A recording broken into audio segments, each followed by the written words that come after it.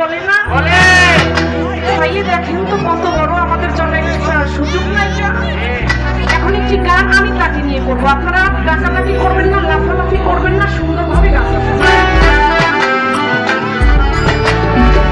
জিয়া তুমি